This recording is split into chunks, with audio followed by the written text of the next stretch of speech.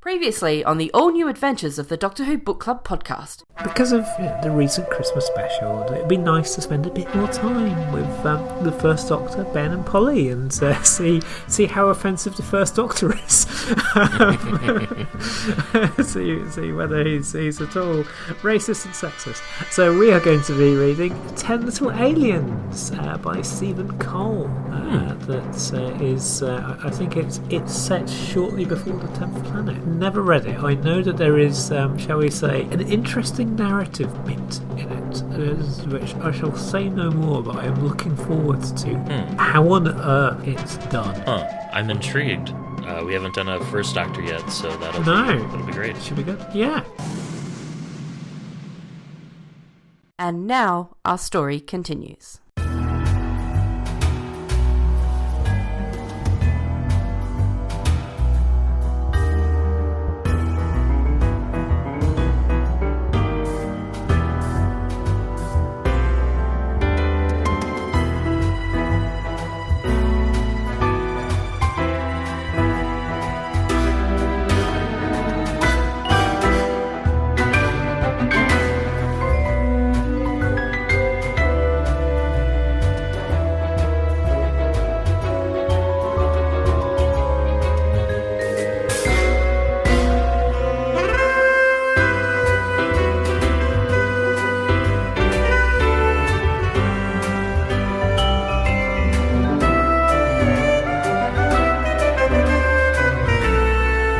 Welcome, everyone, to the all-new adventures of the Doctor Who Book Club podcast. This is Matt in Minnesota. Chris in South London.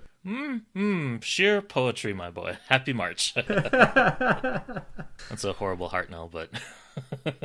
Yes, and if you don't like Hartnell, you're in for a disappointment this episode.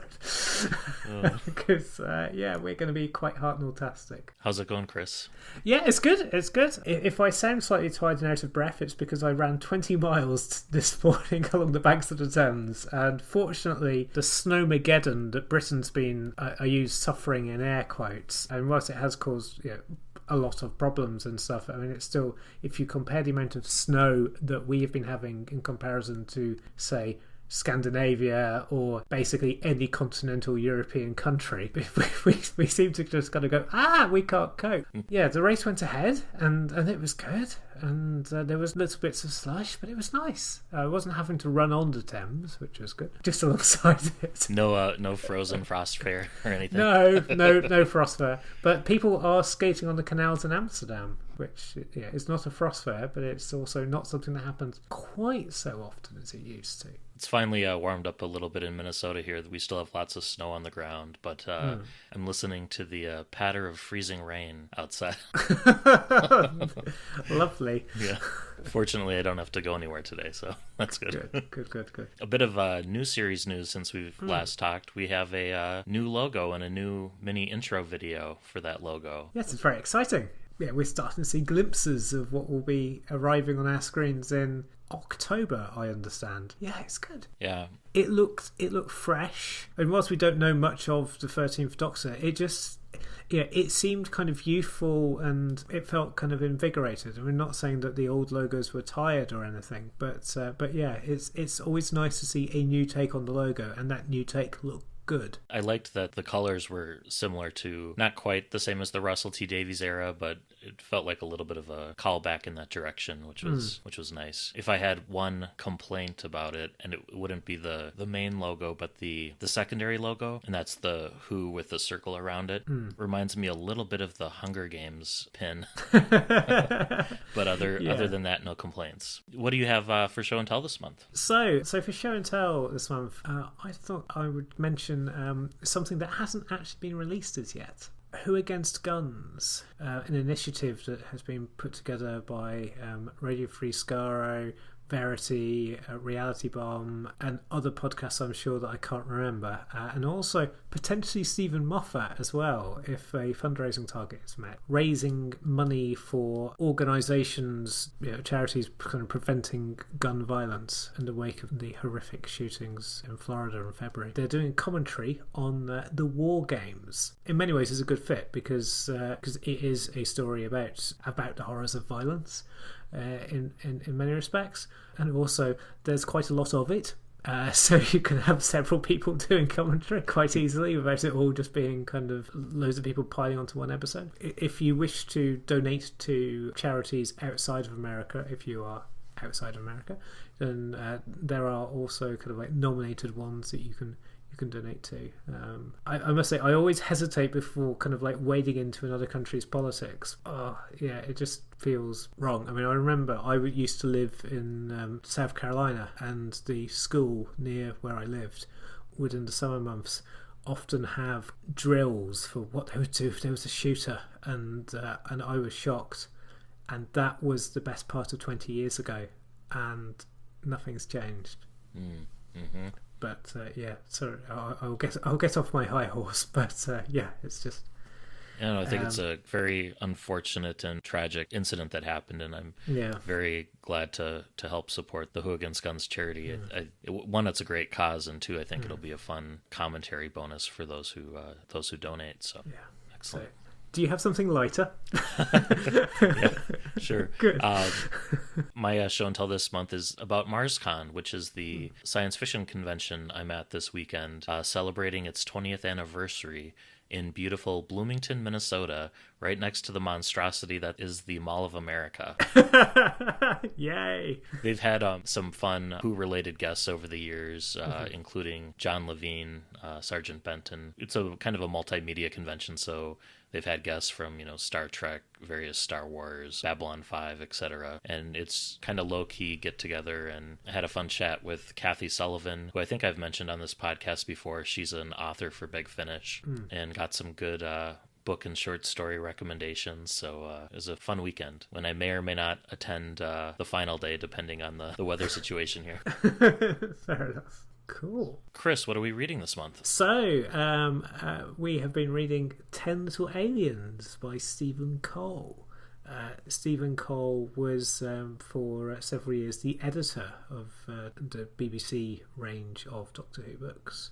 He co-wrote, I'm blanking on the name now, the book that ended the a major Eighth Doctor arc, that basically wrapped up all of Lawrence Miles' stuff in one possibly overly neat bow. I say that, I've never actually read it, but I just I'd been warned of it. He also wrote a book in which the Sixth Doctor and the Brigadier meet Hitler, from memory. And we've already read some Stephen Cole. Yep. We read his short story that he wrote under the name of Tara Sams. And he was also the editor of the main range for some time too. Yes. I think we touched on that last month. This book was originally published in June of 2002 as part of the BBC Books Past Doctor range, and it was republished in 2013 as part of the anniversary year, where a novel from each Doctor was published. And it includes a new introduction from Stephen Cole, where he talks about this novel features unreliable narrators, which may be a good thing to know going into it. And he also spoils a surprise, which we will also spoil when we talk about it. So if, as you hear us, you think, I'd quite like to sort of read this, then by all means get it. Just, I would say, don't read the foreword of the 50th anniversary edition. Yeah, there are other surprises as well. So Ancestor Cell was the name of the book that I was failing to remember, and Shadow in the Glass is the one that features the Brigadier and Hitler. There's tons of stuff he wrote. It's like Sting of the Zygons, Art of Destruction, Timeless, Frayed, and probably, given that he was the books editor, there may well have been a bit of rewrites possibly over the years as well. There is a noble tradition in Doctor Who of that. This is set between the Smugglers and the 10th Planet. There really isn't like a narrative gap for it in those stories, but it's kind of put in there, and I think some other stuff has been set in that gap too. And The story itself is set in May of 90, but the millennium and the century are not specified. Lance Parkin, in one of his history books, places this as taking place in 2890, but that's kind of his best guess, because that's the time period when the Earth Empire is flourishing. And every chapter title in this is a reference to an Agatha Christie work. Yes, Agatha Christie's shadow looms large over this. I mean, even the title of the book is a reference to a book that is now called And Then There Were None, which originally had a title that, shall we say, we daren't say. Well, we can't. It has a very, very offensive word in it. And also some Robert Heinlein elements too, I would say, in terms of the Marine troopers and kind of a Christie Heinlein mashup in a way. With a bit of Eric Saywood scattered in. For good measure. Kind of touching on the problematic element of the original title. One thing we should mention throughout this book, there are some, I guess you could say, somewhat dated references to races and racial terms throughout. And it's, I don't know how to say this exactly, but it's a little problematic in its depiction of race. So terms like Oriental are used quite a bit throughout the book. Had this been published today, I don't know that some of those terms would be used. Also, modifiers are used with certain characters, but never with the white characters, which are considered the default. So an example from the work, she found two people crossing her path stealthily along an adjoining tunnel, a black woman with the most amazing blonde dreadlocks, and a man following on behind her. So it's references like that where it's, whiteness is assumed as the default, which is, looking at it, in a 2018 lens, we might be more attuned or sensitive to these sorts of things, but wanted to mention them too. There's also some sexist and homophobic language thrown in. Ben uses the term Nelly, but that could be just more so in keeping with his character being from the mid-1960s. So I mean, he does get called out on it as well. He does, yeah. I was expecting racism and sexism in this book in the light of the First Doctor's appearance at Christmas, or I was looking for it rather than expecting it, but I didn't expect it to be coming from Ben and the general narration. Yeah. With those qualifiers and warnings out of the way.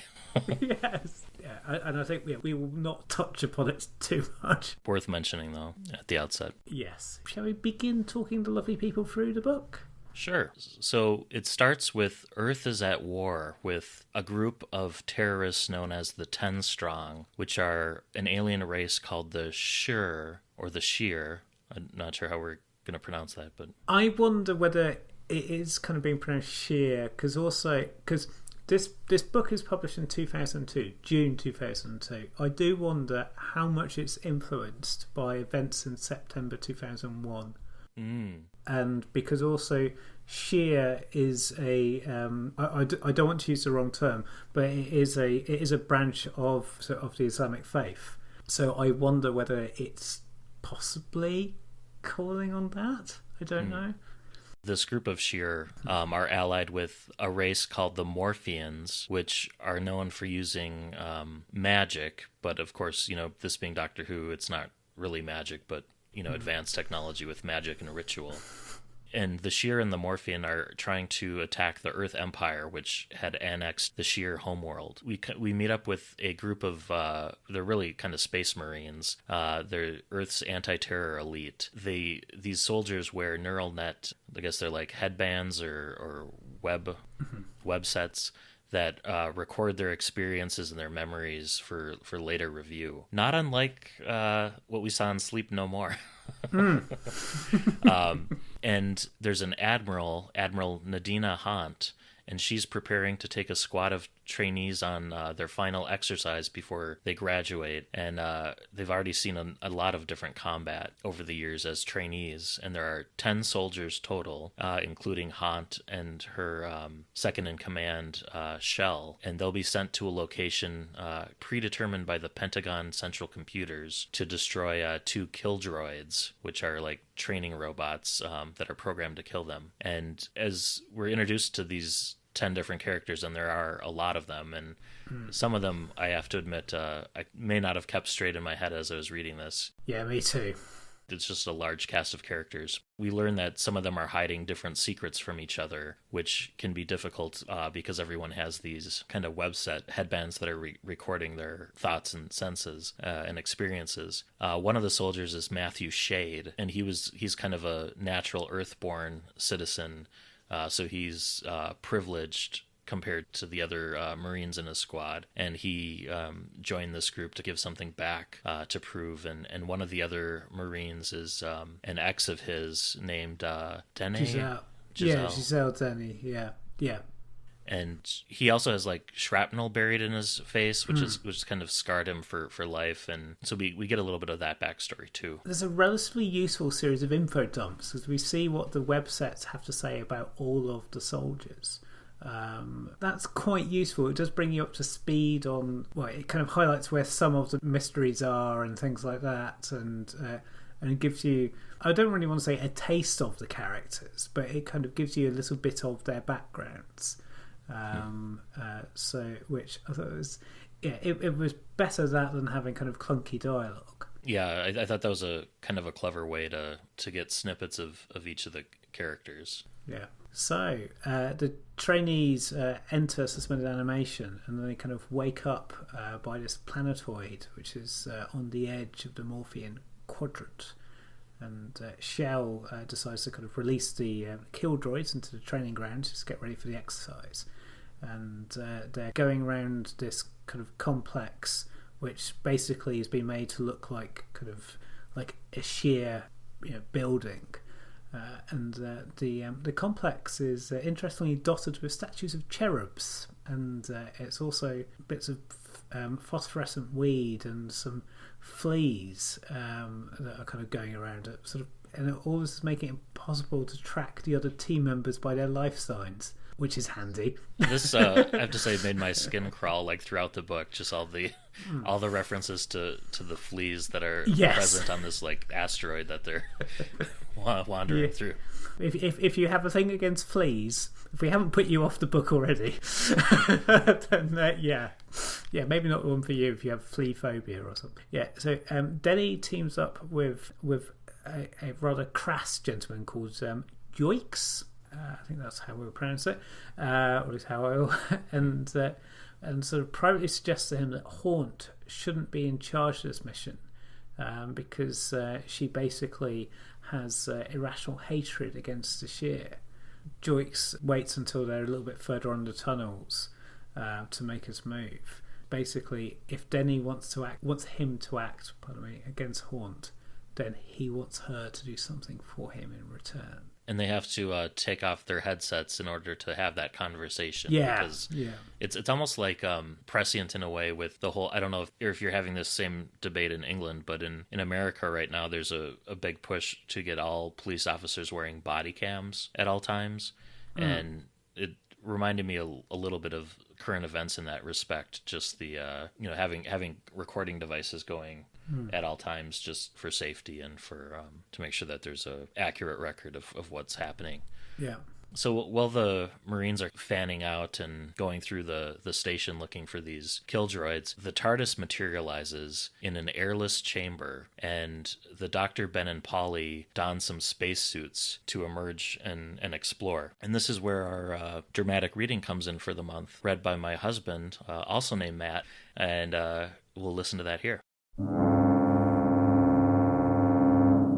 The TARDIS doors opened with the usual penetrating hum, and with the added beeping of some device that was depressurizing the control room. Ben felt a bit of a prat in his new astronaut gear.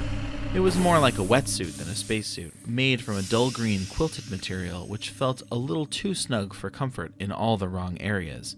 The worst of it was the headgear, like looking out from a crystal ball. "How do I look?" Polly's voice crackled in his ears over the suit's communicators. Ben turned and whistled at the sight of Polly in her skin-tight daffodil yellow suit. "Let's just say I hope this bleedin' goldfish bowl don't steam up easily." "Come along, you two," came the doctor's voice disapprovingly. "We don't know quite what's out there, so stay close to me." So saying, he led the way out of the ship, fussing and pulling at his own spacesuit, which was dark blue. It was hard to believe he had his usual clothes on beneath a thermal material. His body looked thin and wasted, and his head disproportionately big through the glass helmet as a result. The old boy really did look like a buzzard now. Ben and Polly followed him out. Then the doctor closed the doors. The comforting light spilling out from the control room narrowed to a slit, then vanished altogether. "Don't lock them, Doctor," Ben suggested as casually as he could.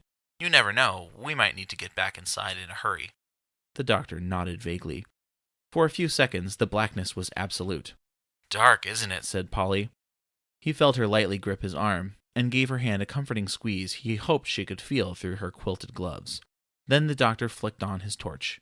The beam revealed small snatches of the cavernous room they stood in, and from them Ben tried to build a picture of their surroundings. The room, or cave, or whatever it was 5-sided. The walls were built from layers and layers of dark stone, and scaled by ornate metal trellises that gleamed like gold.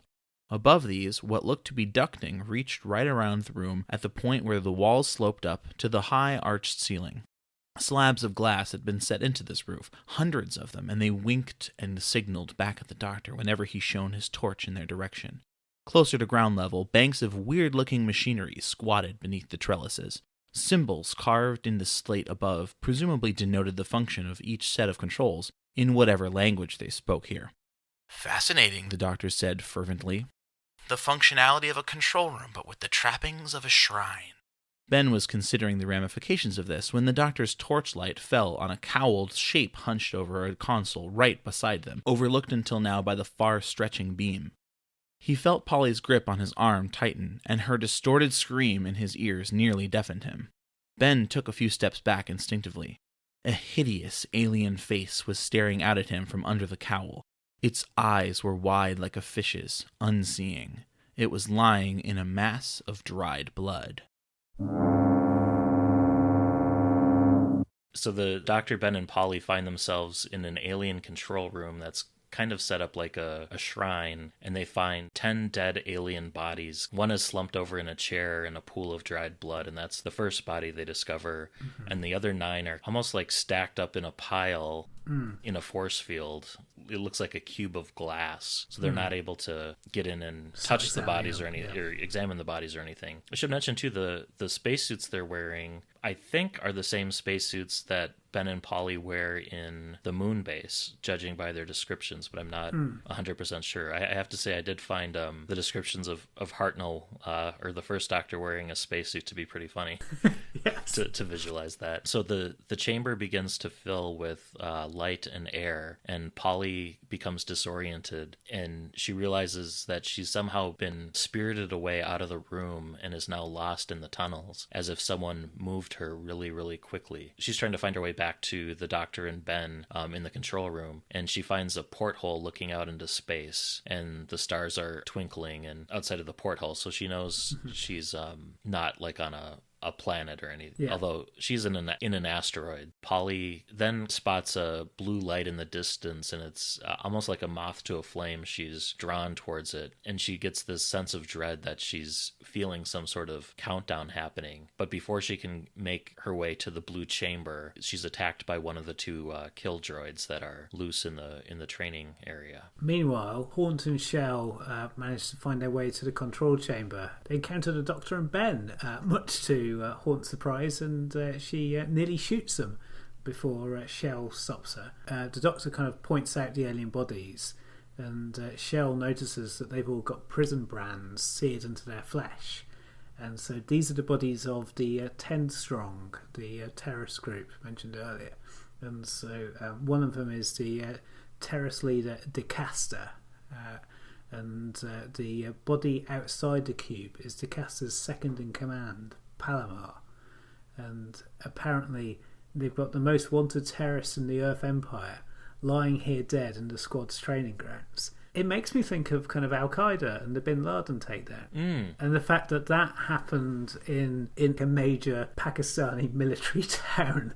I mean, obviously those events happened years after this book was written, but yeah, it's interesting how you see kind of echoes. But yeah, so the Doctor tries to get back to the TARDIS, but he finds that he's not actually able to open the door. Haunt is kind of still suspicious, orders character called Frog to take the Doctor and Ben back to the soldiers' ship for questioning. And so Frog is a lady, and her face and vocal cords were hideously damaged in childhood. She gets her name from both her appearance and then also just she has to use like a vocoder for her speech. While that's going on, two of the other soldiers, Tavel and Shade, encounter Polly, and they fight off the killjoid that's pursuing her. But in the process of destroying the robot, they bring down the tunnel, and it blocks the way through to the cavern of blue light. The complex is then further shaken by tremors, as if the rockfall had caused a chain reaction, starting everything to start collapsing. Although that's not what's really going on. We learn in a moment what really is happening. And then Frog, the Doctor, and Ben find their way back to the ship blocked. And as the tremors continue, Joix arrives in a panic, claiming something came out of the darkness and took Denny, who was one of the other soldiers. Yeah, Shade's ex. Polly realizes that the tremors resemble the shaking of the TARDIS as it dematerializes, and her suspicions are confirmed when the klaxon sounds from the control chamber. And Tavel, who's a trained pilot, he studies the controls in the chamber and confirms that the complex is broken away from the rest of the planetoid and is now in flight. So the whole section of the asteroid or the planetoid they were in has now detached from the main part of the asteroid and is now under its own, I guess, rocket power or thruster power, and is heading off in some unknown direction. Yeah, a bit Dragonfire style. And then Polly notices that one of the sheer bodies has vanished from within the glass cube. Some folks are speculating that maybe it was, disintegrated by vibrations through the force field or by one of the killdroids, but they say, it can't have moved by itself because, when they scan the bodies, there's no signs of life in any of them, and they all look covered in blood and like something horrific has happened. But they do know that the complex only became active when the soldiers and the Doctor's group arrived, which suggests that this is some kind of trap that's that they found themselves ensnared in. So the Doctor and his companions find out a bit more about DeCaster and his followers, and they objecting to their planet being repatriated by the Earth Empire, and took advantage of their links to the Morphean Quadrant to steal knowledge of the Morpheans' kind of like magic, and to use them as kind of weapons of terror. And the Morpheans are also attacking the Earth Empire in retaliation for the theft of their secrets, because the Shia are technically part of the Empire, and the Morpheans don't seem to be able to kind of draw like a distinction. That's what's kind of going on here from a political point of view. But what's actually happened right here in the complex, no one seems to know. I mean, maybe DeCaster and Palomar were having kind of like a falling out, some kind of power struggle. But in any event, the Doctor is able to sort of find out that the complex is being steered by a kind of crystal navigation matrix, but the crystals have been removed. And so while the Doctor and Tavel can work out where their destination is, they can't actually change course at all. At this point, Haunt, who's the admiral in charge, she decides to focus on Denny's disappearance. Over the Doctor's objections, she orders everyone out into the tunnels to look for her. So you have groups splitting up into smaller teams. As is kind of the course for yes, yeah, kind of horror Who. stories, yeah, and horror stories too. Yeah. So Polly teams up with Shade and Lindy, and she learns a little bit about the shrapnel in his face, that it was a result of him shielding a group of children from a frag grenade. And he says he could get his face repaired, but he's chosen to keep the scars as kind of a reminder of the incident. But then Lindy, who's with him, she informs him that she knows the true story, and when they get out of this, she intends to blackmail him to use his Earth connections on her behalf. She doesn't really explain what that is, because in a dark tunnel, something similar to what had snatched Polly away earlier grabs her and pulls Lindy back into the tunnel. Shade and Polly aren't able to find her, but as Shade's conveying this in a report to Haunt, Polly notices that he's picked up Lindsay's personal computer, kind of her palm screen or her iPad. Her iPad, yeah. Yeah. And he hides it in his combat suit. So Polly is very suspicious of Shade at this point. Yeah, it's a shame that the first two characters to disappear are female. But it just kind of goes into some of the slightly problematic attitudes that we were touching upon earlier. Maybe. It's also the tropes of, I think, like the horror genre in general.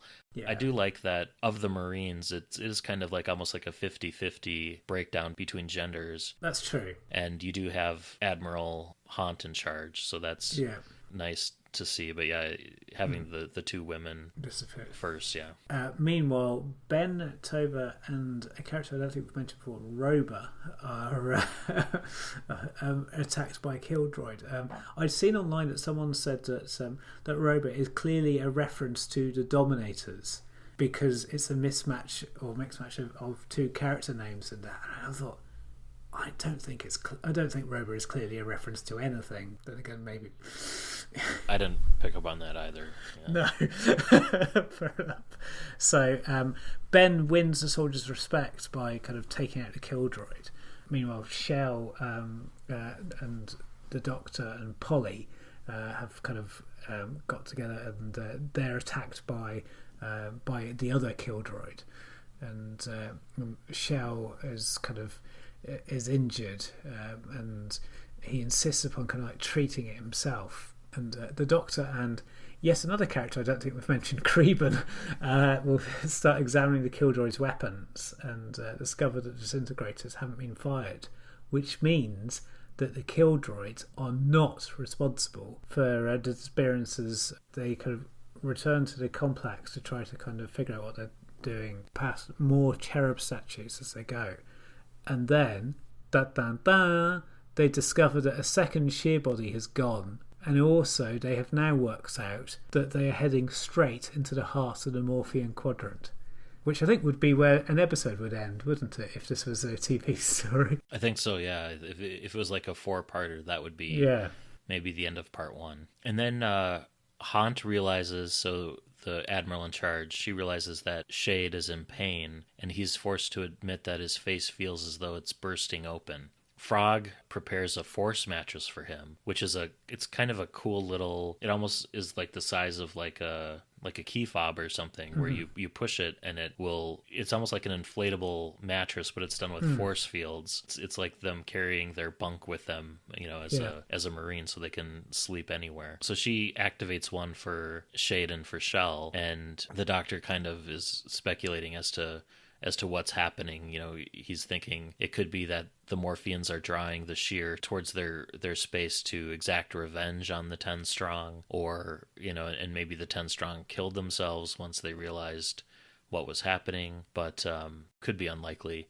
The Doctor tries to study the controls to see what else he can learn, but then Shell, who's become more and more disoriented as the Doctor's talking, pulls a gun on him, and then Frog tries to shoot the gun out of Shell's hand, which blows his hand off, and Shell is revealed to be, I don't know if it's like a robot or a cyborg, but he is more metal than man, so to speak, and he shoots the console that the Doctor was trying to examine and runs off into the tunnel system. The training was supposed to be selected by random from the Pentagon Central computers based on the soldiers participating in the exercise.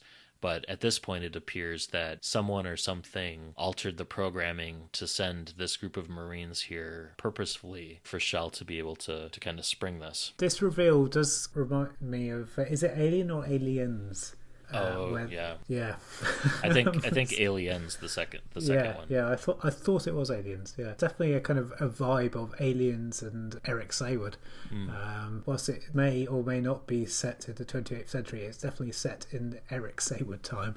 So, and the Space Marines are right out of Starship Troopers. It feels like, to that old Heinlein story. Yeah, that's definitely true. Which was also problematic as well. Yeah.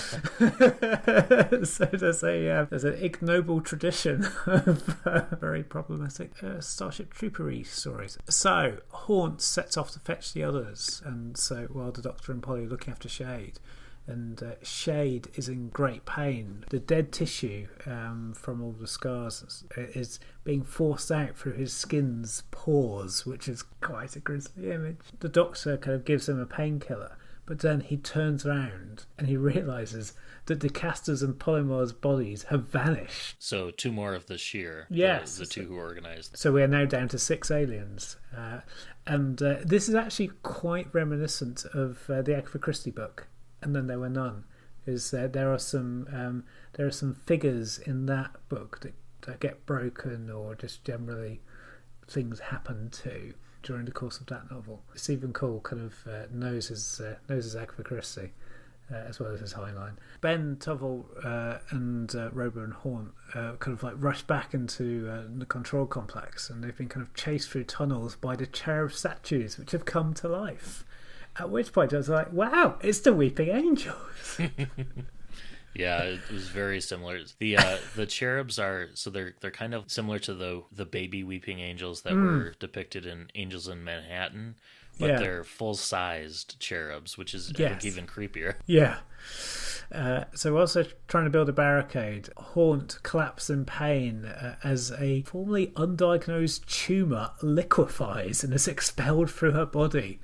And then the Doctor reckons that there must be some kind of process happening to kind of drive impurities out of the soldier's flesh, and that this process also had a kind of like affected Shell and his kind of organic and mechanical parts. And so maybe what's going on is that this is part of a plan to reanimate the 10 strong. And so like maybe there'll be 10 humans for 10 Sheer. And then this seems to be confirmed by the fact Frog's flesh is changing from that of a human into that of a Sheer. And Joix insists upon killing Frog before she turns on them. Frog tries to escape, but then Tovil, one of the other Marines, stuns her, and then Haunt recovers long enough to order the team to work together to try and solve this. Tovil decides to check out that cavern of blue light from earlier, which Polly had saw, and the Doctor thinks that might house the asteroid fragments engine that's kind of driving them into Morphean space. Polly stays behind in the complex, the bridge control area, to watch over Frog, Shade, and Haunt, who are now all suffering from their impurities being expelled. And the porthole that Polly saw earlier out to look at the stars acts as a marker. And then she's also created some markers with some stacks of stones from when she was lost earlier. But once they clear the rock fall, all the humans in the party, so everyone except the Doctor, is kind of mesmerized by the blue light. The Doctor resists the light's effects and is able to snap the others out of it before they walk into the propulsion units. And these propulsion units are really, really gross because they're powered by organic matter. So imagine like seeing like a warp core from Star Trek, but seeing like hands and arms and faces in the swirling matter. It's just really creepy. Yeah. And they're kind of, drawn to it, and the Doctor snaps them out of it. The mix of organic matter is both human and sheer, which suggests that the Morpheans might be the ones behind what's happening here. Polly notices that Shade is kind of trying to erase files from Lindy's sort of iPad type thing, and demands an explanation. He confesses that he signed up to show that he wasn't kind of pampered and privileged, but when his team were ambushed, he basically fled in terror and was hit by a fragmentation grenade and left his men to die. And it was only his connections back home at Earth managed to save him from court-martial and being executed. And the reason why he keeps the scars is to remind himself of his cowardice. And he was able to kind of doctor his record and re-enter the service. But Lindy had discovered all of this, and she was going to blackmail him. So Polly promises to keep his secret, but then realised she's accidentally erased the files herself in any case. Yeah, whoops. And Frog starts trying to kind of cut the sheer flesh out of her body in panic, but Haunt suddenly wakes up and stops her because she doesn't want to let anybody else on her team die. A couple of the other soldiers, Krebin and Joix, find 2 discarded web sets, so the headsets, near the propulsion units. And Joix tries to destroy them. And when asked about it, he admits that he made a pass at Denny in exchange for supporting her bid to oust Haunt from her command. And the others are very suspicious of him now because of this and thinking that, he might be responsible for her disappearance. But that's quickly put aside when 2 of the stone angels fly in and attack. And they rip Joix apart, and they throw his body into the propulsion drives, and the rest of the humans retreat back to the control chamber, kind of shooken up by the violence. And the doctor looks at it, though, and thinks it's kind of a hopeful sign that the Morphians are trying to dominate and impose their will upon what they consider a weaker species. And kind of in that Hartnell tradition, gives a little speech, and he says, that means they're flawed and they can be defeated, trying to rally everyone's spirits after the violence that they just witnessed from the angels. It's like the Weeping Angels. If they weren't quantum locked, they can yes, they can move and fly and attack you. I did wonder whether Steve Moffat has ever read this. I know it's not the official explanation of where he got his idea from for the Weeping Angels. That speech from the Doctor is brilliant. I think it for me. It just really kind of conjured up, you say, Hartnell, and it's also worth saying that they kind of think that the angels, they think that they might be able to reason with them just before they rip Joix apart, that they're realising that they can't reason with them at all. So Frog, meanwhile, realises, because of all the transformation that's happening, she can actually speak without her electronic vocoder. Rober suddenly panics because he realises he's also changing into a shear and runs off into the tunnels. And Haunt lets them go. They then start examining the web sets that's been found, and they find one belonging to Lindy and one to Shell. Shell's been caught by the angels, and he's also been kind of ripped apart and chucked into the drive. Because Shell was an android, he was able to interact with the neural net more effectively, and so they're able to determine that he's not responsible for all of this. Sort of when he shot the control panel, he might have been trying to actually draw the Doctor's attention to something near it, which seems like an odd way of doing things, but he was a bit disoriented at the time. So because Shell wasn't responsible, then obviously somebody else must be. And seeing as Denny was the first to disappear and her website still hasn't been found, she would seem the logical suspect. And I have to say, they leap on that. They really do. And I was just like, yeah. But then I guess everybody's scared. I was quite surprised how much the characters were trying to kind of sell to you the idea that clearly Denny did it. I mean, that's right out of Agatha Christie, where you have oh yes, different suspects, and it's this person, no, it's this person, and I found that to be more of just like maybe a shorthand of the genre. But I agree, it seemed like kind of an illogical conclusion to jump to, given everything else they've experienced. Yes, yeah. So at this point, the Doctor's studying the control panel that Shell had shot up, and he realizes that some of the circuits are similar to those in the TARDIS. The force field is in fact a time stasis field, and there's a small crystal embedded in the glass field which the Shear are able to use to transmit commands to outside of the frozen space. And this must create some sort of time spillage, which is hand-wavy explanation as to why the TARDIS is sealed off. Yes. And why DeCaster and Palomar, 2 of the Shear, seem to vanish so quickly. But the Doctor's wondering, if the Shear are responsible for what's happening, why is there Shear flesh in the propulsion units as well? And before the Doctor can put together a theory as to what's going on, the Stone Angels attack again, and Shades successfully shoots one of them with a grenade launcher, and it bursts apart into millions of fleas. Dun, dun, dun. So angels aren't weeping angels as we know them, but they're stone angels made up of all these fleas. It could still be the start of the Weeping Angels, no? It could be. I don't know. When I think of the weeping angels, I don't want to think of them being made up of insects. Although that is kind of creepy. Yes. Maybe Chris Chibnall's going to run with that idea. Chris Chibnall, you need to reconcile 10 Little Aliens with the Weeping Angel stories, please. Yes, I'm sure that's a priority for Jodie Whittaker's first season. Number 1.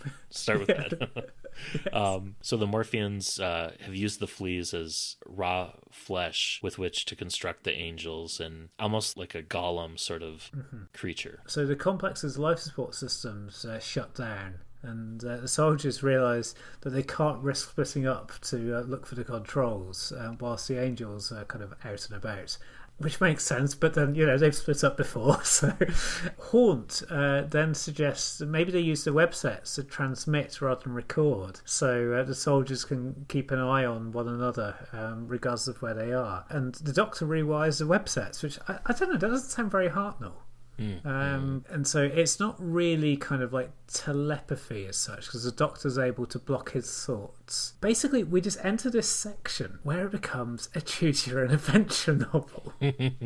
Which I was super excited about, even though it was spoiled for me in the intro or the author's note, because he makes reference to it. But as a fan of choose your own adventure books and having a complete set, also being a fan of all the Doctor Who choose your own adventure books that have been released over the years under different titles like Find Your Fate and Decide Your Destiny. Yeah. I was really excited for this bit.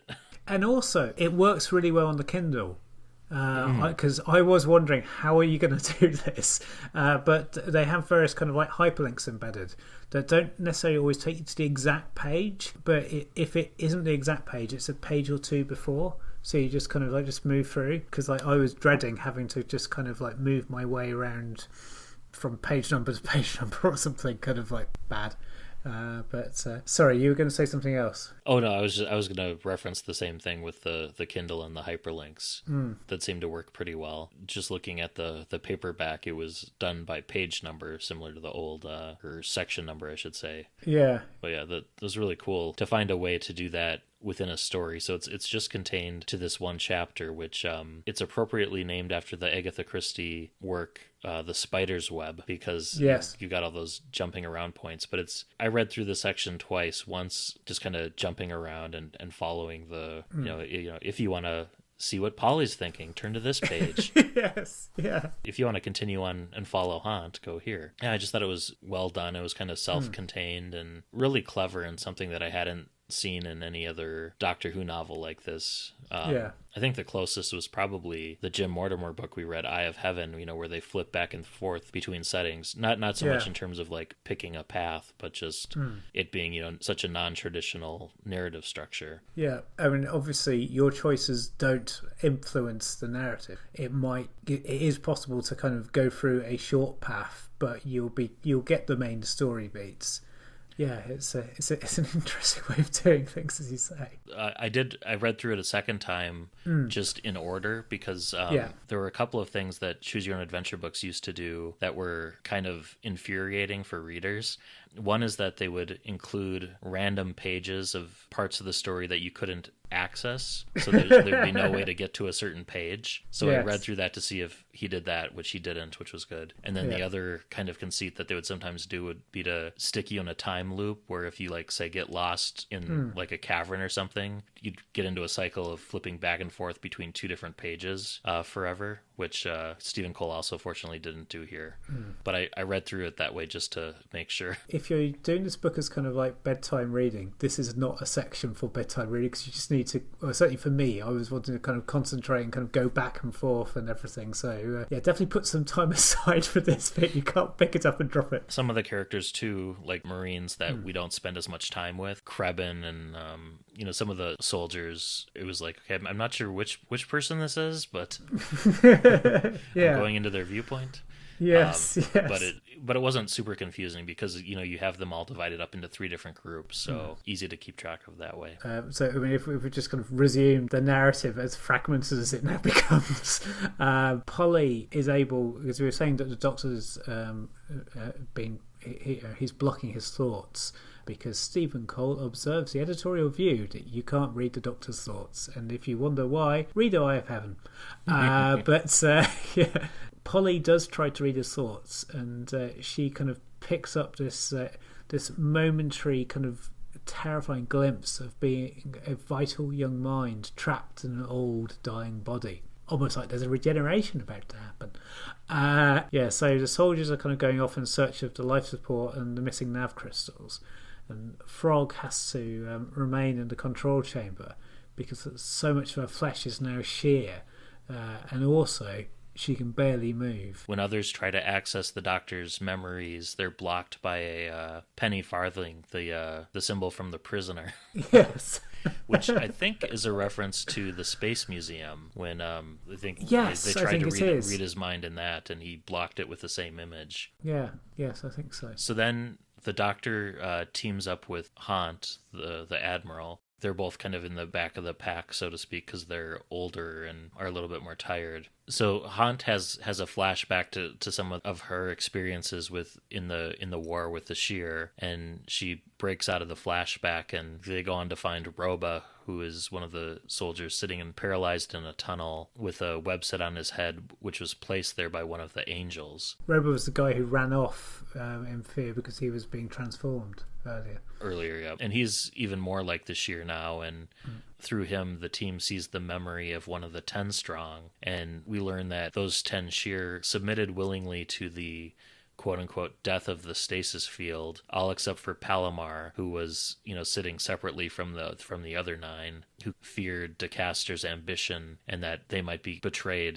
to the Earth Empire. So Palomar is the only one of the Shear who was truly killed, so it's probably his flesh that was in the propulsion drive that they noticed earlier. Haunt agrees to let Roba live, even though he's acting more and more like one of the Shear. Her and the Doctor proceed on because they see some movement up ahead, and when they investigate, they're attacked by the angels. And Haunt is removed or disconnected from the neural net as she orders the team to stay together, and that's where I think that was the last scene in the Choose Your Own Adventure portion, where she says, she disconnects from the neural net and tells them all to stay together. Yeah, I think you're right. So in another thread of Choose Your Own Adventure type stuff, Polly and Shade have teamed up, and Polly notices that Shade's face is damage free.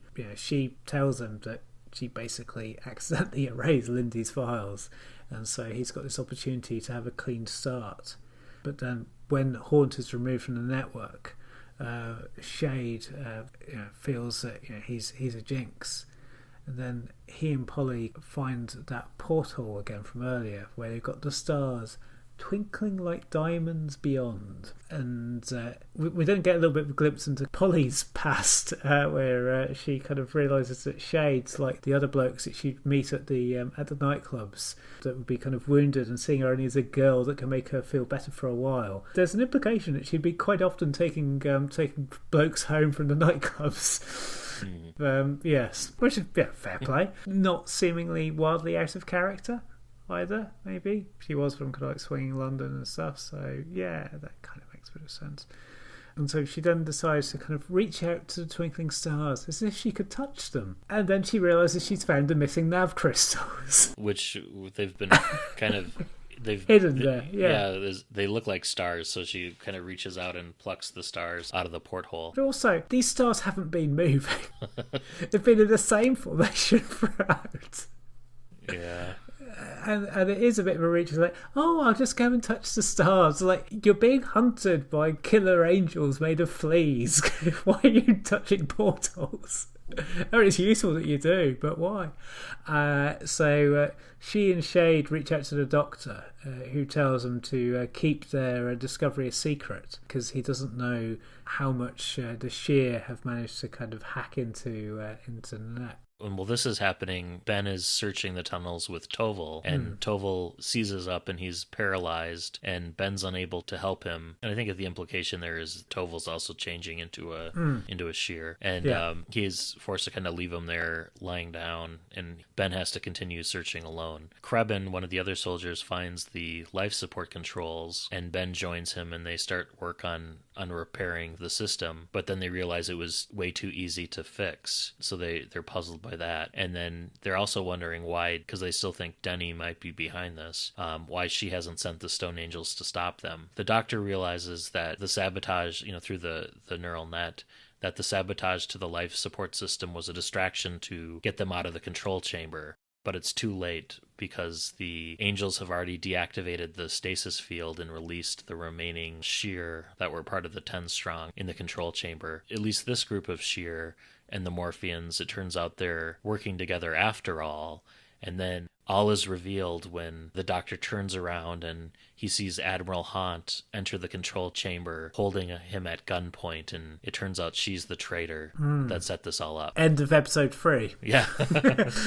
The real killer revealed. Which it makes sense because, she's the one who set up the training exercise and she picked the location and got them all there. So, yeah, she was the mole working with the Sheer and the Morphians. It does make sense. I must say, I wasn't trying to think as to who was responsible, just because I knew that it wouldn't have been Denny, but I was just trying to think as to... We've had so many red herrings. I'm not going to try to work it out. I thought the twist would have been that there wasn't a mole and that, it just was something that they stumbled into. But it makes sense the way Stephen Cole went here, too. So So DeCaster is surprised when the other humans are entering the chamber because they've completed the initial stages of the ritual, and so basically all of the humans should be paralysed by now. The Doctor says that he's managed to stop the kind of like the paralysing pulse, but he doesn't kind of go into how he's managed to do this, and sort of says that he won't unless the Sheer explain what's going on. And so DeCaster says that the terror rituals have taken their toll on the 10 Strong's flesh, and that they plan to lure 10 human soldiers here in order to purify their flesh and absorb it, thus restoring themselves to full strength. It does make you kind of think, well, what's in this for Haunt? So the initial setup was supposed to confuse the soldiers and set them off investigating non-existent mystery, whilst 2 Sheer were released to cast the preliminary stages of the ritual. And Palomar had betrayed the Sheer to Pentagon Central, which is why Shell had been sent in undercover. And because DeCaster has killed Palomar, the Sheer only need 9 bodies instead of 10. Yeah, that was why. Yes, there you go. And so that's why Denny was killed. When the Doctor and his companions had arrived, basically all this extra flesh had kind of threatened to destabilise these rituals, and so the Morphian Angels were kind of culling more of the humans, picking them at random, since they were unable to distinguish between them, and killing Yoiks when Haunt had stopped Frog from killing herself. So they need like a ratio of 1-to-1. Yeah. The same number of Sheer as humans, and because there were extra humans, they had to go. Yeah. Weird ritual stuff, isn't it? This kind of reminded me of some of the other faction paradox stuff that had been going on in some of the books at the time. Just the whole idea of ritual, ceremony, magic, and there being, technological underpinnings for all of that, but that it's carried out in almost this kind of theatrical way that you sometimes get on the series with like an image of the Fendal and other stories where that kind of mix that magic and ritual element with technology. So now the Doctor realizes that the Morphians don't represent all of their species or even a majority. Dissidents like the Sheer who are working against the Earth Empire expansion. These Morphians want to become corporeal again because I guess the Morphians are energy-based beings, or it wasn't too clear on that piece of it, but most of the Morphians don't care about the activities of the human race, but they're planning on changing because the 10 strong, once they're able to do this ritual and take on the bodies of the humans, the rituals would enable the Morphian dissidents to break open the mind force of their race and take control. So giving them the upper hand, and I'm not sure how that works, like a non-corporeal battle, but yes. The plan is that the 10 strong would then launch an attack on Earth with the full backing of the Morphian quadrant and using the same sort of transformation ritual to convert all humans into Sheer, which then the Morphians could then possess those bodies. So it's like the Morphians are the minds and the Sheer are the bodies, I guess, and together they're like a whole. You'd have thought that the Morphean quadrant would have some kind of safeguards to kind of stop random people hacking into the Mind Force. Because surely these are not the first people to have tried this. Yeah, there must be some way in or something that this group of Morpheans have discovered. Yeah, it's hard to say. It's kind of an unanswered question. Well, you don't know how accurate their theory is, though, either. Really. I mean, these are dissidents. You could just be dealing with mad extremists without any particular knowledge of what they're doing. When it comes to that, there might be fantasists. Yeah, that's very true, and plus with it having the unreliable narrator aspect of it too. At this point, it's really speculation as to what's happening, and I don't know that we ever get a clear. I don't think we do. Yeah. No. So by this point, the asteroid's nearing the heart of the Morphean quadrant, and the ritual is kind of getting ready for completion. So the rate of change is kind of beginning to kind of speed up. So all of the soldiers are finding their flesh are transforming into shear. And the angels decide to fetch in Tobble and Rober into the control chamber for the completion of the ritual. And DeCaster and Haunt drag the Doctor over to his propulsion units to force him to release that paralysing pulse. And the Doctor whispers to Polly that there's still some time to turn things round. And then she realises that he actually means this literally. Because she's got the nav crystals, she can change the direction of the asteroid and pilot it back out of the quadrant. But they need to distract the shear first, because even though the shear, because of the ritual, they can't kill any of the remaining humans, the angels can still torture them. And Ben and Shade use those force mattress capsules, those kind of like pop-up beds that we spoke about earlier, Chekhov's pop-up bed, to create a distraction and flee. And so whilst the angels are off after them, Polly tries to reinstall the nav crystals. And the Doctor comes to the conclusion that Admiral Haunt was rescued from the ruins of her colony, not by her fellow humans, but by the Shear, who planted a tumor in her body. And even as they were planning this, they needed a traitor on the inside, and only by helping them conduct the ritual could she get rid of the tumor. And she blamed herself for the death of some of her fellow soldiers on the colony, and she tries to make amends by killing as many Shear afterwards as she could, but she eventually realizes that she too has kind of become a terrorist and just killing innocent civilians and never getting close enough to the Morpheans. In a twisted way, she wants the Morpheans to be able to complete this ritual and get bodies of their own so that humans have a target to fight against and, kill them properly. And she's the one who suggested that the fleas in the complex should take on the form of the angels as kind of like a metaphor for guiding her and her people to their rest. So take on on her thought processes and how this all came to be. You mentioned a colony that she was kind of rescued from.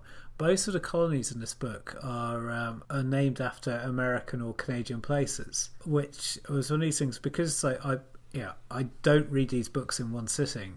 I was having to kind of like remember. You got references to like Toronto, and I think isn't there Idaho or somewhere like that? And it's like, it's not the one that we know on Earth. It's another place. DeCaster has now cottoned on to why the Doctor's so weak. He's been managing to hold back the paralysing pulse with his own mind, using the First Doctor's telepathic skills that he and Susan would every now and again show when the plot needed it. So the angels start kind of pummeling the Doctor until he's not able to resist anymore, and the paralysing pulse enters the network, which freezes the humans. And then Haunt surrenders herself to DeCaster, who then consumes her body, regaining his strength, having had a nice meal, casts the final ritual. That was kind of horrific, the whole... that whole description, through the neural net, the Doctor kind of senses that his friends are fading away. And he can also sense the presence of Shell, the android from earlier, and that Shell's kind of left a trace of himself inside the net. So the Doctor reaches out to him and urges him to kind of help them resist. And so therefore kind of the ritual, this final ritual, suddenly starts kind of going wrong, and then the Shear are finding themselves paralysed. Toval's almost kind of going into their influence, and then he tries to kill Polly, and then he's fought off by Creban, and Rober, realising that he's kind of changing into a Shear and he's not able to do anything about it, puts a force mattress capsule in his mouth and bites down on it, ripping himself apart. Yeah, that's nice and grim. And so kind of seeing that, Toval manages to kind of shake off the influence of the Shear, and he kind of starts operating the navigational controls. And they're able to turn the ship around, and the farther they get out of Morphean space, the less powerful the Morpheans' influence are. They're able to reverse the effects of changing into the Shear. So Roba's death destabilizes the ritual completely, and that energy feeds back into the bodies of the Shear, killing them once and for all. And then the breaking of the ritual also enables the Morphean mind force that we talked about earlier to strike back against the dissident Morpheans, and the angels disintegrate into the fleas that kind of made them up. And then Shade and Ben reach the propulsion units, and at the Doctor's prompting, Shade kicks DeCaster into the drive, feeding it with his flesh, which DeCaster was in Haunt's body, giving it the complex a boost of power, helping it to accelerate out of Morphean space all that faster. And then the Doctor rigs up a transmitter with some of the leftover parts of the shattered nav console, and Shade, the android, is able to... Or is Shade the android, or is Shell? No, Shell's the android. Okay. The Doctor rigs up a transmitter, and Shade programs it to transmit a distress call. So it's similar to Frog. He's been given a second chance, and he intends to use it properly. And because there's no more time spillage, the TARDIS is now unlocked and accessible, and the Doctor and his companions are able to enter and leave. And the book ends with them hopeful that the survivors of this will learn from their experience and treat the remaining Shear, the non-dissident ones, with compassion and understanding to hopefully prevent future atrocities. Although we know, the Earth Empire, not the friendliest. No. There'll probably be more in the future. Yes, probably so. So ends 10 Little Aliens. So what did you think of that one? Yeah, it's weird because we said at the start that there's problematic stuff in here, and also I wasn't really getting much of a feel of some of the characters throughout, and so I was finding it hard to get involved. Particularly, it's a murder mystery, so there will be bits of the characters that are kind of like being kept from you, just so that you can, in theory, suspect anybody that isn't a member of the TARDIS crew. But I don't know. I very much enjoyed the choose your own adventure thing, and it didn't feel particularly gimmicky.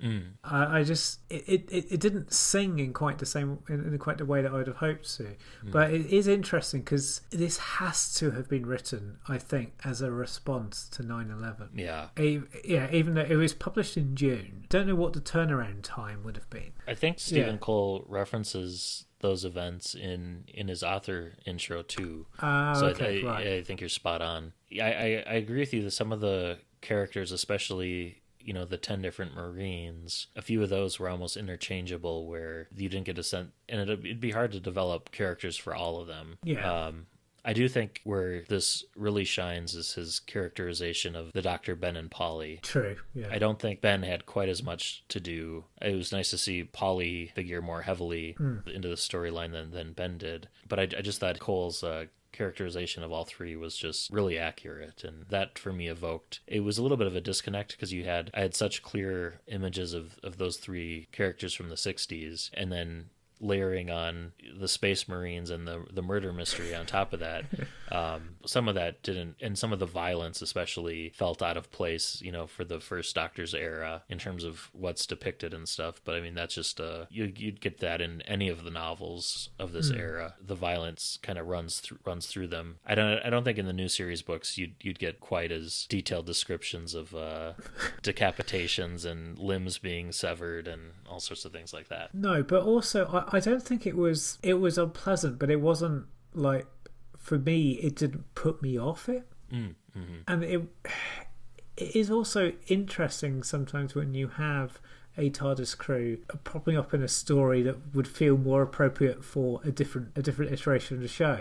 So, because I've said Eric Sayward. I mean, this does feel like a Fifth Doctor story that the Doctor, that the First Doctor just happens to have wandered into. But I think it is interesting to have that juxtaposition. But just as it's interesting as well, like in Black Orchid, where you have the Fifth Doctor in a historical that would have possibly felt a bit more appropriate for William Hartnell. I might have preferred a little bit more Agatha Christie and a little bit less Robert Heinlein. Yeah. Maybe. I think, one way to do that would have been to not make all of the 10 characters Marines. Maybe 6 of them were Marines, and maybe you'd have like 2 Earth attaché people, just people with different motivations to mix it up a little bit. But that's really a small criticism, I think. So maybe have an archaeologist. Yeah. There's a couple different ones to choose from. Yes, yeah. Because also that's the thing as well, because it's this... I say Eric Sayward. This would, with the violence toned down a bit, does also feel like a Stephen Moffat story. Yeah. Parts of it did feel very much Time of Angels and Flesh and Stone when you had the group of kind of space marines, although they were from the Church of the Papal Mainframe. Yeah, the soldiers in that one, but similar. And one of the soldiers even references Spectrox, from Caves of Androzani, just another one of those kind of tie-ins to the Sayward era. Yeah. And the Doctor referencing, his impending changes. You could tell this story took a lot out of him, and maybe helped lead to his upcoming rejuvenation, as he calls it. Yes. I did notice one continuity error in the book. The TARDIS is referred to as having a pentagonal and not a hexagonal console. I have to wonder if that was a search and replace error in the editing, because the chamber that's in most of this book is a pentagonal chamber. So I'm wondering if that crept in that way, but that was early on in the book, because it was like, we're dealing with the Dapol TARDIS here. Maybe. So, how are you going to rate this? I think it's well written.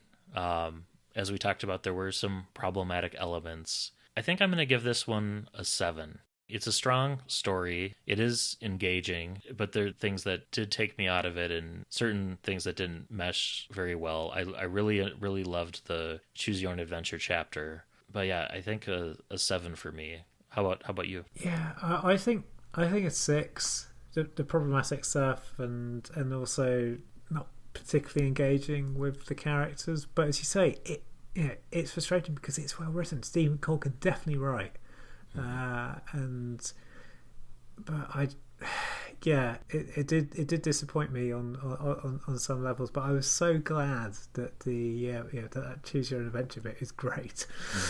That could have gone very wrong very quickly, but it didn't. Oh yes, and I don't know if you've ever seen the TV show on Netflix called Sense8, but that chapter reminded me a little bit of that, where you had 8 different people inside each other's heads, similar to that. Okay. I haven't got past the first episode of Sense8, but I am told that kind of with Netflix and their analysis, apparently if you get past the first 2 episodes of Sense8, you are likely to watch the whole thing. Because I know that if I do kind of plough on through, I have a few Doctor Who alumni to see in it. Mm-hmm. We should mention too, our scale is out of 10 for our new listeners. Oh yes, this is true. Okay. Yes, it's not out of 100. It's not that bad. But, yes. Shall we move on to some listener mail? Let's.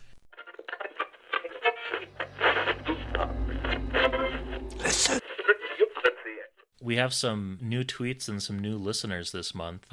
Special thanks to longtime listener Sixth Pie for all of their retweets. They are much appreciated. Jeff Waddell on Twitter writes, 10 Little Aliens is a fantastic story, though the section where they go all communications isn't Hartnell era like at all.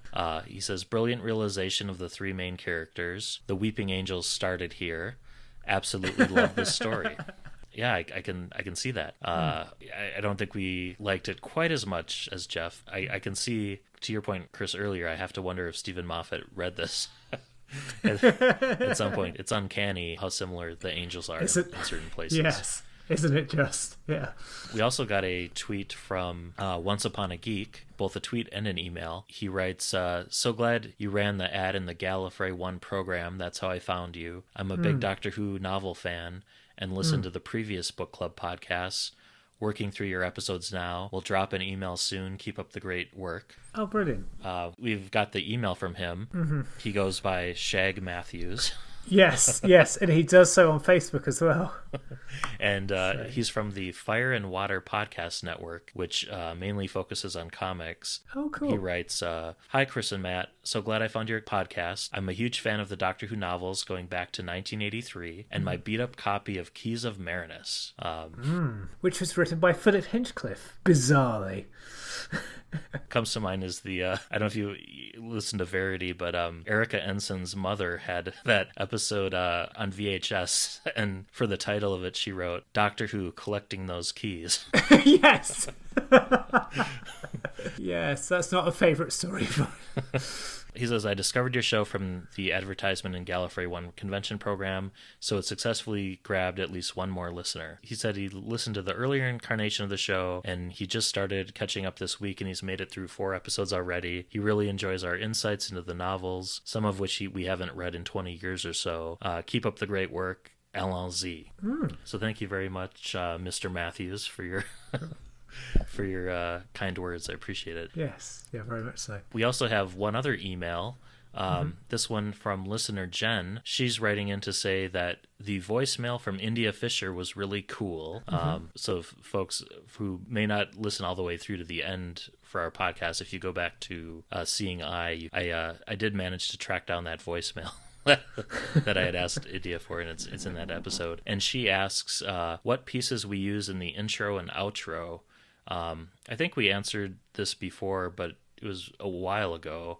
The opening bumper is the PBS Children's Television Workshop logo that was used from, I want to say 83 until the mid-90s. And then the ending bumper is the BBC Home Video logo, which was in use, I think, early 80s through, I want to say 88 or 89. Or possibly longer than that, maybe. But yeah, it might have been in use still into the 90s, because it certainly, let's just say, it brings back memories. So that may be our first frequently asked question. Yes. Cool. So, do we have anything from the Facebooks? We've had a few likes from various folks, and on Facebooks we have also heard from Mr. Matthews, and we also heard from Joe Candora, who said that it fills the void after the demise of his favourite podcast, The Oncoming Storm, which is that's great company which to keep. Yeah, it's good. It's good to see interactions on there and also on Twitter. So yeah, do please keep it up. Folks, it's great to know that we're not talking into kind of like a void. Yeah, any and all feedback is appreciated. Yes, even if it's pointing out my numerous mistakes, and mine too. yes, because I have a confession. Most new series episodes I just watch them once, not because I don't enjoy them. I think it's because, like back in the day, having been a teenager in the 90s, I did rewatch a lot of the old Doctor Who because there was no sign of any new visual material anytime soon. But anyway, right, with that shocking reveal done, I think we get to the point where we find out what we're reading next month. It's my pick this time. For those who are keeping tabs at home, we haven't done a 6th Doctor or a 9th Doctor book yet. Or a 5th. Or a 5th Doctor. So of those 3, I've decided to go with a 9th Doctor book. We don't have a lot to choose from. There were 6 novels and 2 graphic novels. One is by Panini, which collected the DWM strips, and then one more recently by Titan. Of the 6 novels, 3 are with the 9th Doctor and Rose, and 3 are set in the gap between Dr. Dances and Boomtown. I've already read the original 3 novels, so I wanted to go for one that I haven't read yet, which would be the second 3 with Captain Jack. And of those 3, I decided to go with Only Human by Gareth Roberts. It should be hopefully more widely available than some of the other 9th Doctor titles because it was also chosen as a reprint in the 50th. And there's also an audio version available, read by Anthony Head, Giles from Buffy. So if you want to experience it that way, that's an option too. Yes. I've enjoyed Gareth Roberts' take on the Fourth Doctor and Romana, so it'd be interesting to see how he captures Jack, Rose, and the Doctor together. Yes, it will be good. I hope. I've only read one Ninth Doctor book, and yeah. So yeah, we'll see. I'm not as much of a fan as you are of Gareth Roberts' Fourth Doctor books, but we'll see. We'll see. Sounds good. Well, until next month, I've been Matt in Minnesota. Chris in South London. Happy reading.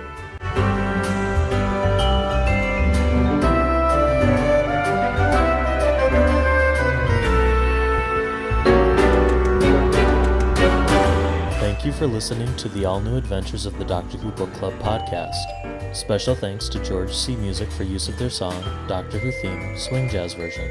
You can follow us on Twitter at ANDWBC Podcast and like us on Facebook.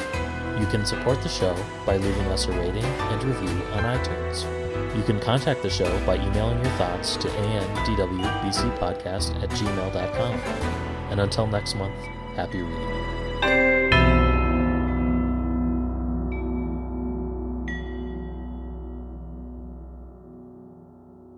The race went ahead, so the 20 miles along the banks of the Thames today. So it was, oh wow! Yeah, that was nice, but tiring. Going from Putney to Richmond, areas that you probably haven't heard of. So Putney is where H.G. Wells sets the last bit of War of the Worlds. It's where the Martians catch the virus and die. So claim to fame. Oh. But, So is this the race you've been training for? No, it's part of the training for the race that I'm training for. So it's only 6 and a bit miles off the marathon, which is what I am training for, which will take me down to Brighton next month, and I will probably not be recreating K9 scenes on the beach in the Leisure Hive. Hopefully not. I haven't totally decided whether I'm going to go for the audio version or not. I mean, whilst it will help me to do the audio, I just kind of, having had a couple of, not so much kind of like near misses with cars, I'll go like, I'm happy to be just running around, and if I have stuff on, not stuff that I have to concentrate, because I'm going to be reviewing it. Yeah, you have to definitely be aware of your surroundings. There is a kind of a big-ish park, but it's a bit of a drive away. Yeah, so what I'm kind of mainly doing is kind of road stuff. But anyway, we are not a running podcast. There are many running podcasts.